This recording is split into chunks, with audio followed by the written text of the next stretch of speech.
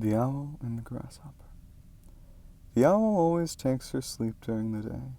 Then, after sundown, when the rosy light fades from the sky, and the shadows rise slowly through the wood, out she comes, ruffling and blinking from the old hollow tree.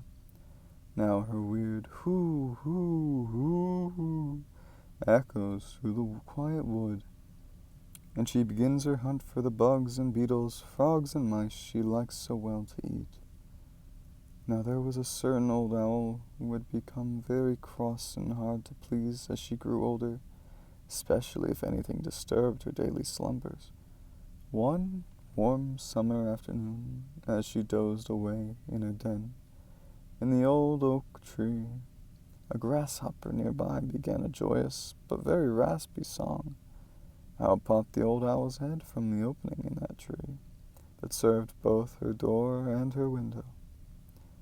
"Get away from here, sir," she said to the grasshopper.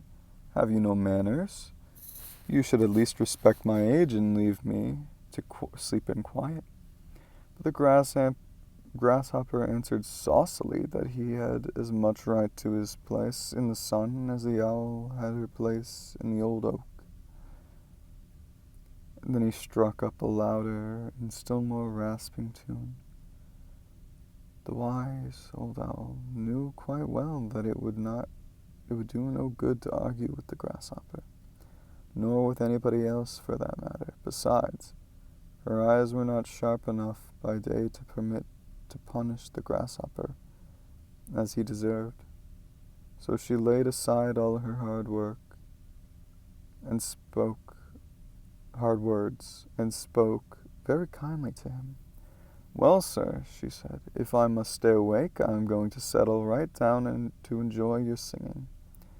Now that I think of it, I have a wonderful wine here, sent to me from Olympus, of which I am told Apollo drinks before he sings to the high gods. Please come up and taste this delicious drink with me. I know it will make you sing like Apollo himself." The foolish grasshopper was taken in by the owl's flattering words. Up he jumped into the owl's den, but as soon as he was near enough so the old owl could see him clearly, she pounced upon him and ate him up. Flattery is not a proof of true admiration.